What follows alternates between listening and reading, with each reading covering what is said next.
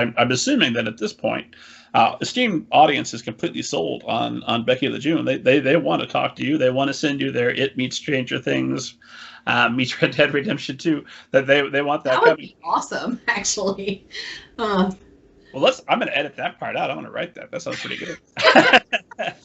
Yeah, a funny one that I used to throw out a lot was Veronica Mars. I love mysteries, and I still would very much love to get like a Veronica Mars-esque YA mystery. I would also really love an adult private investigator series. I miss the hell out of the Kinsey Millhone series. I just, yeah, that one has left a big hole in my reader heart.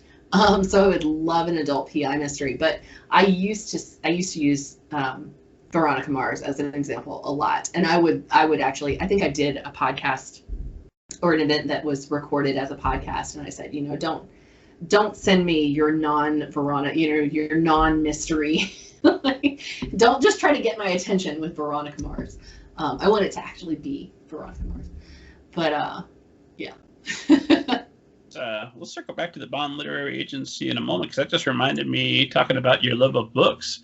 Something else I wanted to ask you about is your blog, the No More Grumpy Bookseller.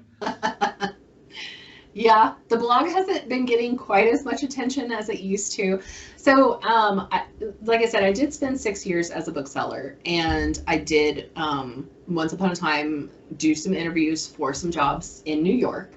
And ultimately, I would actually get pretty far in the interview process. I had assignments as part of the interview process.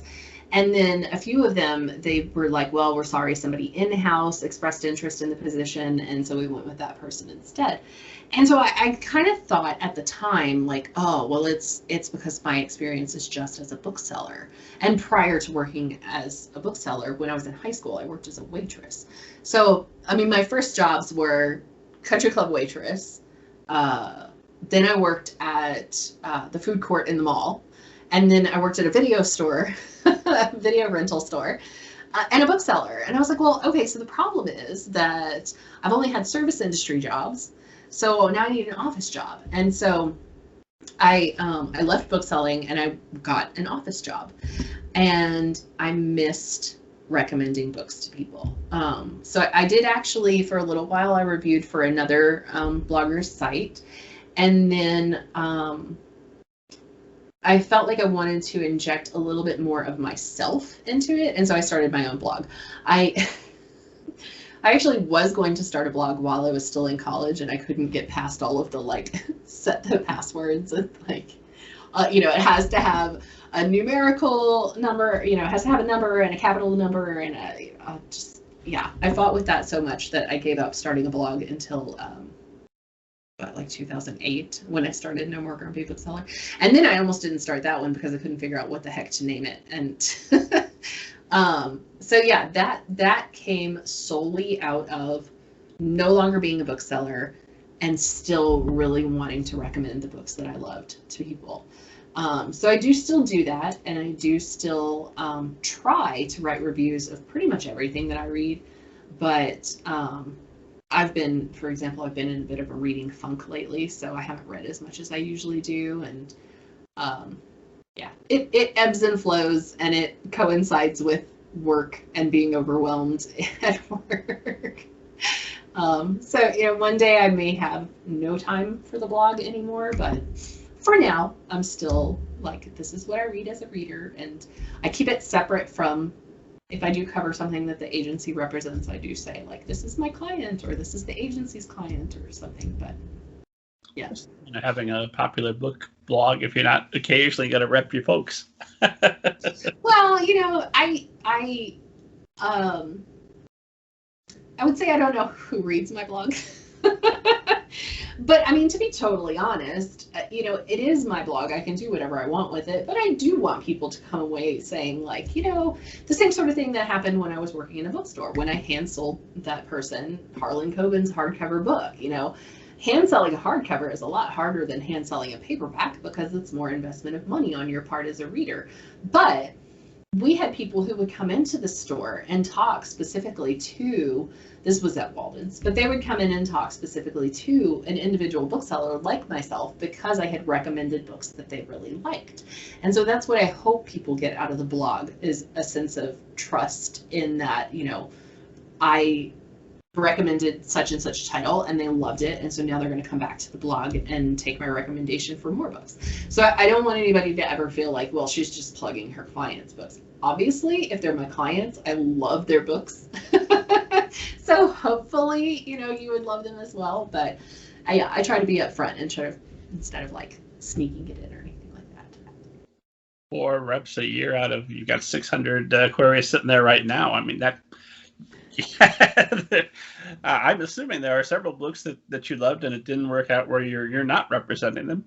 So the folks that are actually on your list, you've got to really love, I would think.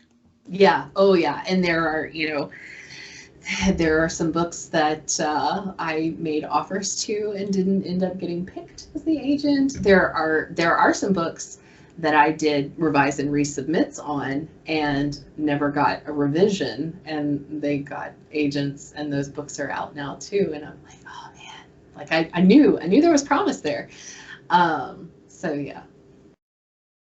Well, it impressed me because I saw that as of the date we're recording this, I assume as of the date this airs as well, there were current book reviews.